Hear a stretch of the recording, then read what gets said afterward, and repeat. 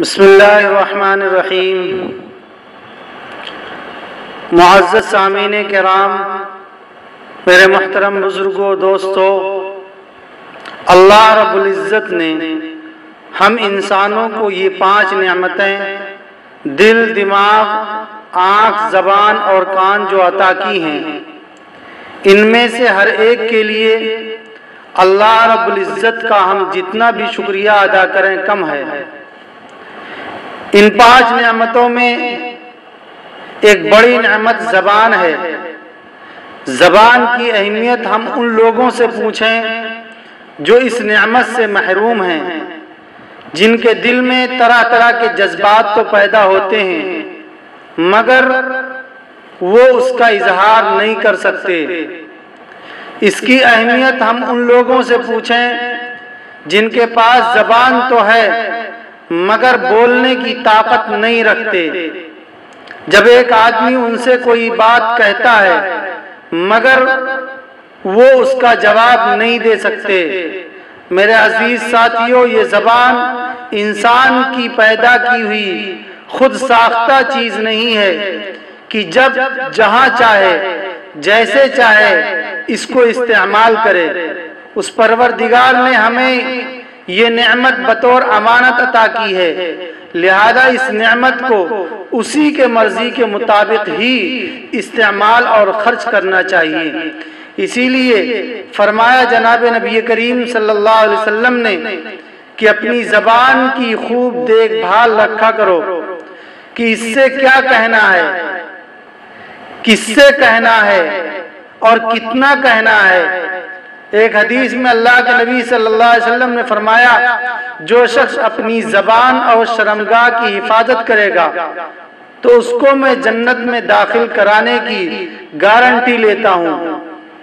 میرے عزیز ساتھیوں، اللہ رب العزت نے زبان کے آگے، اس کے دائیں بائیں، اس کے اوپر نیچے جو 32 دانتوں کی ایک دیوار کھڑی کر رکھی ہے، اس کی بنیادی وجہ یہ ہے کہ آدمی اپنے قدم سے اتنا نہیں پھسلتا جتنا وہ اپنی زبان سے پھسلتا ہے۔ اسی لیے ایک حدیث میں اللہ کے نبی صلی اللہ علیہ وسلم نے ارشاد فرمایا کہ روزانہ جب صبح ہوتی ہے تو جسم کے تمام اعضاء بہت ہی انکساری اور عاجزی کے ساتھ ہاتھ جوڑ کر زبان سے پناہ مانگتے ہوئے یہ کہتے ہیں کہ بھائی ٹھیک اور درست چلنا، اے زبان اگر تو سیدھی چلتی رہی تو ہم سب درست رہیں گے، ہم سب ٹھیک ٹھاک رہیں گے، اگر تو سیدھی نہ رہی تو ہم سب تمہاری وجہ سے مصیبت میں پھنس جائیں گے، اگر تو نے کسی کو گالی دیا، برا بھلا کہا تو تو بول کر 32 دانتوں کے قلعے میں محفوظ ہو جائے گی مگر مار تو ہم کو کھانا پڑے گا۔ اگر کسی وجہ سے دنیا میں ہم مار کھانے سے بچ گئے تو کل جہنم میں ہمیں تیری ہی وجہ سے جلنا پڑے گا۔ ایک عقل مند آدمی نے بڑی اچھی بات کہی کہ اللہ رب العزت نے زبان میں کوئی ہڈی اس لیے نہیں بنائی تاکہ یہ نرم رہے اور اس سے گفتگو بھی نرم کی جائے۔ جب اس سے نرم گفتگو کی جائے گی تو وہ لوگوں کی نظر میں باعزت اور محبوب رہے گا۔ ایک مرتبہ حضرت جعفر طیار رضی اللہ تعالیٰ عنہ نے فرمایا تھا کہ انسان خوبصورت چہرے، لمبے تڑنگے قد و قامت والے کا نام نہیں ہے بلکہ انسان 2 چھوٹی چیزوں کا نام ہے، دل اور زبان۔ دل اور زبان کا نام انسان ہے۔ اگر انسان کے دل اور زبان درست اور صحیح ہو جائیں تو وہ انسان کہلانے کے لائق ہے، ورنہ وہ انسان کے روپ میں جانور اور درندے سے بھی بدتر ہے۔ اسی لیے آپ صلی اللہ علیہ وسلم نے زبان کے بارے میں فرمایا، جسمہ صغیر و جرمہ کبیر۔ یہ زبان دیکھنے میں ایک معمولی سا گوشت کا ٹکڑا ہے، جسامت کے اعتبار سے بہت چھوٹی ہے مگر اس کا جرم بہت بڑا ہوتا ہے۔ اگر کوئی ظالم بادشاہ اس کو حرکت دیتا ہے تو ہزاروں لاکھوں انسانوں کی زندگیاں تباہ و برباد ہو جاتی ہیں، ان کی ساری زندگی کی خوشی خاک میں مل جاتی ہے۔ اگر کوئی آدمی اس زبان کے ذریعے خدا تعالیٰ کا انکار کر دیتا ہے تو کافر بن کر ہمیشہ ہمیشہ جہنم میں جلتا ہے۔ اگر کوئی آدمی اس کے ذریعے خدا تعالیٰ کا اقرار کرتا ہے تو مسلمان بن کر ہمیشہ ہمیشہ جنت میں عیش کرے گا۔ اس زبان کے ذریعے آدمی طلاق دے کر دو خاندانوں میں ہمیشہ کے لیے دشمنی پیدا کر دیتا ہے، اور اس زبان کے ذریعے انسان نکاح کر کے دو خاندانوں میں ہمیشہ کے لیے محبت پیدا کر دیتا ہے۔ اس زبان کی تلخ کلامی کے ذریعے نہ جانے کتنے دوست دشمن بن جاتے ہیں، اور اس کے خوش کلامی کے ذریعے نہ جانے کتنے دشمن دوست بن جاتے ہیں۔ اس زبان ہی کے ذریعے آدمی لوگوں کے نزدیک قابل عزت بھی بنتا ہے اور قابل نفرت بھی بنتا ہے۔ اسی لیے اللہ کے نبی صلی اللہ علیہ وسلم نے ارشاد فرمایا کہ دنیا اور آخرت کی تمام مصیبتوں سے نجات پا گیا وہ شخص جو اپنی زبان کو اپنی قابو میں رکھتا ہے۔ جو آدمی زیادہ بولتا ہے اس کا روب، اس کی عزت اور اس کا وقار ختم ہو جاتا ہے۔ حضرت علی رضی اللہ تعالیٰ عنہ فرماتے ہیں کہ جس شخص کی زبان اس پر حکمراں ہو تو وہ اس کی ہلاکت و بربادی اور موت کا فیصلہ کرتی ہے۔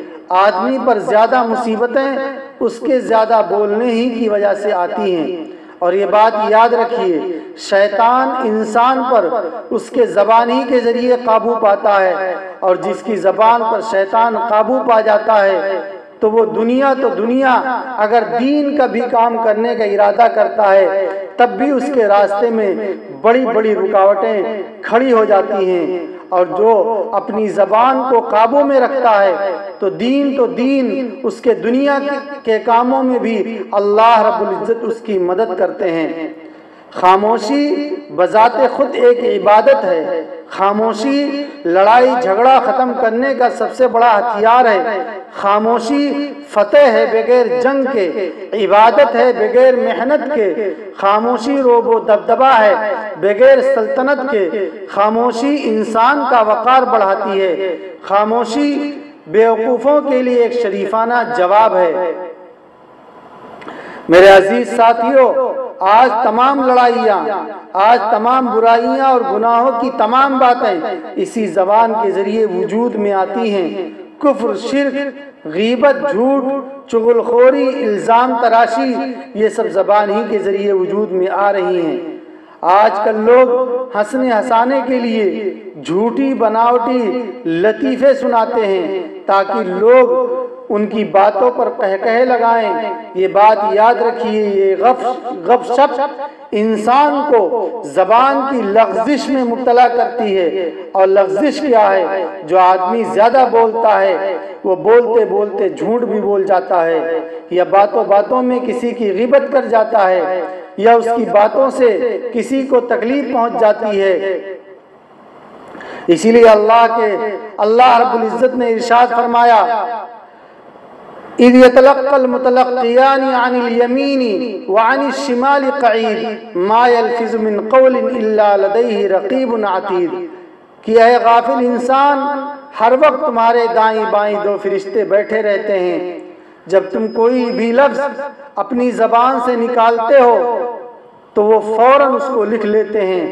اسی لیے ایک مرتبہ اللہ کے نبی صلی اللہ علیہ وسلم نے حضرت معاذ رضی اللہ عنہ کو نصیحت کرتے ہوئے اپنی زبان مبارک کو پکڑ کر ارشاد فرمایا تھا، اے معاذ، اس کو اپنے کنٹرول میں رکھنا، اے معاذ، اس کو اپنے کنٹرول میں رکھنا، ورنہ یہ تمہیں جہنم میں منہ کے بل گرائے گی۔ اللہ رب العزت ہم سب کو اپنی زبان کو صحیح استعمال کرنے کی توفیق عطا فرمائے۔ وآخر دعوانا الحمدللہ رب العالمین۔ والإسلام ديني ومحمد